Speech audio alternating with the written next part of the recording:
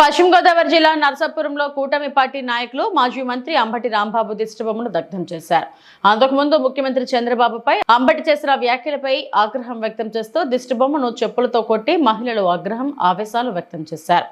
ఈ సందర్భంగా కాపు corporation chairman Kothapalli Subbarayudu మాట్లాడుతూ అంబటి వ్యవహార శైలి మార్చుకోవాలన్నారు.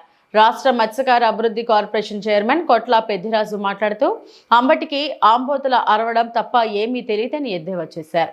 టీడీపీ ఇన్ఛార్జ్ రామరాజు మాట్లాడుతూ అంబటి నీచమైన మాటలు మాట్లాడటం మానుకోవాలని హితవు పలికారు.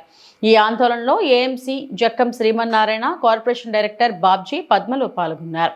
భావించే లడ్డూను అపవిత్రం చేయటం ఇది వైసీపీ నాయకులకే చెల్లింది. ఎందుకంటే వాళ్ళు మాట్లాడితే ప్రతి మాట కూడా అబద్ధాలు పుట్ట. అంటే ఒక అబద్ధానికి ప్యాంటు షర్ట్ వేస్తే ఏ విధంగా అయితే ఉంటారో ఆ విధంగా వీళ్ళు వ్యవహరిస్తుంటారు. అసలు ఈ వైసీపీ నాయకుడు జగన్మోహన్ రెడ్డి ఒక అబద్ధాల పుట్ట. అది నాయకుడు అనుసరించుకుంటే ఈవేళ అంబటి రాంబాబు గారు ఏదైతే మన కలియుగ దైవం, మన హిందూ సనాతన ధర్మాన్ని గౌరవించుకుంటామో మనం అందరం కూడా ఆ విలువల్ని మంట కలుపుతూ ఈ రోజున లడ్డూ విషయానికి వచ్చినప్పటికీ అతను మన నారా చంద్రబాబు నాయుడు గారిని దుర్భాషలాడతాం. అంటే మనం ఎప్పుడు కూడా ఏదైనా మాట్లాడాలంటే మనకు నేర్పిన సంస్కారం కొంత దడ్డు వస్తుంది.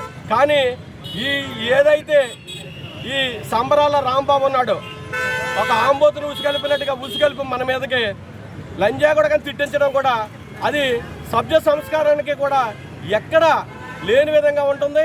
ఇది వైసీపీ నాయకులకే చెల్లింది ఇది.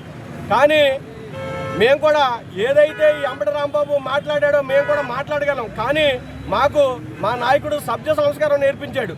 ఎక్కడా కూడా మాట పొల్లకుండా మేము మాట్లాడే విధానాన్ని మీరు చూసానని నేర్చుకోండి. ఎందుకంటే మీరు ఏదైతే ఈ పాపాలు చేస్తున్నారో మిమ్మల్ని ఆ రోజుని నారా భువనేశ్వరిని కూడా మీరు చాలా దారుణంగా మాట్లాడిన విషయాలు ఉన్నాయి. కానీ వేళ మేము ఎప్పుడు కూడా అలాంటి మాటలు కానీ మీ ప్రభుత్వంలో కానీ మా ప్రభుత్వంలో కానీ ఎప్పుడూ మాట్లాడలేదు.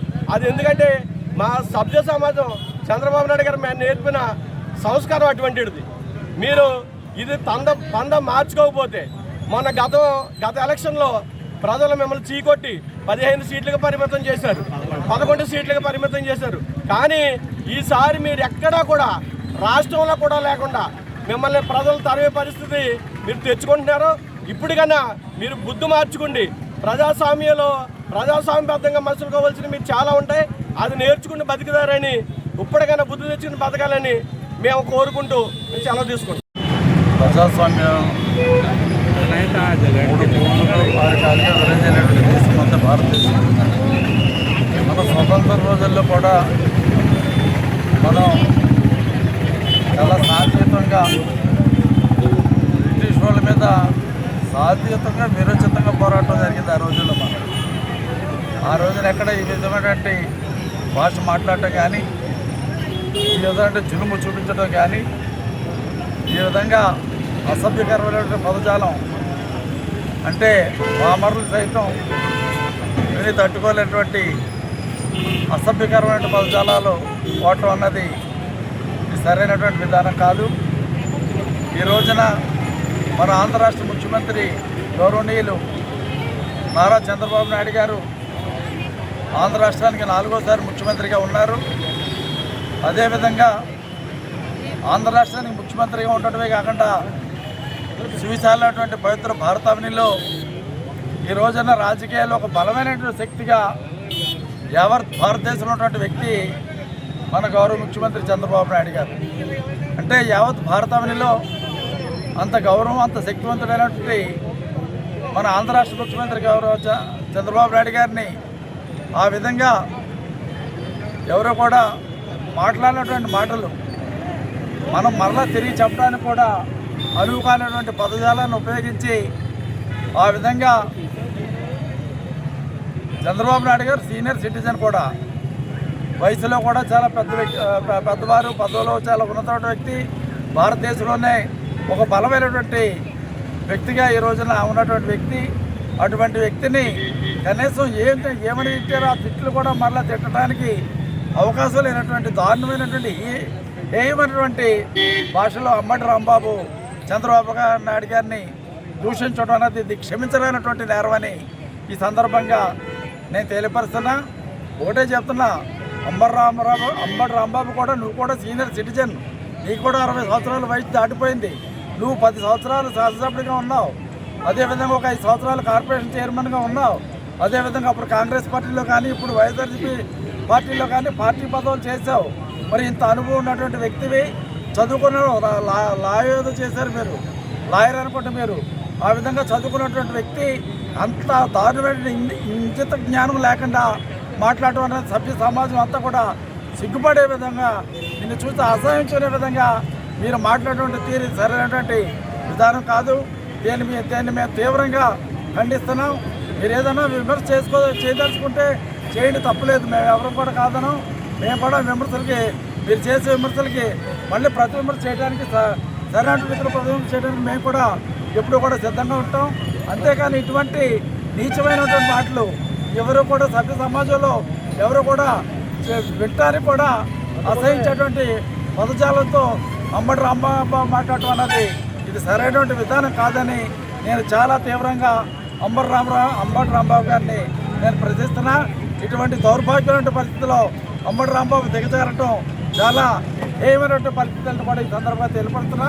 ఎవరైనా అనామకులు ఎవరైనా మాట్లాడవచ్చు, లేకపోతే చదువుకున్నటువంటి వ్యక్తులు ఎవరైనా మాట్లాడారంటే, లేకపోతే ఇదే బాగా తాగి తిరుగుతూ ఉన్నటువంటి వ్యక్తి ఏదో సరిగ్గా మైండ్ పనిచేయనట్టు మాట్లాడారంటే ఏం మనం అంత పెద్దగా పట్టించుకోవచ్చు. కానీ ఇటువంటి ఒక చదువుకున్నటువంటి వ్యక్తి, చాలా కాలం బట్టి రాజకీయాలు 40 సంవత్సరాలు బట్టి రాజకీయాల్లో ఉన్నటువంటి వ్యక్తి, మరి అనేకమైన పదవులు చేసినటువంటి వ్యక్తి, నువ్వు కూడా మరి ఇంత దారుణమైనటువంటి మాటలు మాట్లాడటం అన్నది నిజంగా రాంబాబు అంటే ఆ పదానికే ఆ గౌరవం లేకుండా చేసే ఉన్నటువంటి విషయాన్ని కూడా రాంబాబుకి ఈ సందర్భంగా తెలియపరుస్తూ, భవిష్యత్తులో ఇటువంటి దౌర్భాగ్యమైనటువంటి పరిస్థితులు దిగజారకుండా ఎప్పటి నుంచి అంటే సరైన రీతిలో ఉండాలి.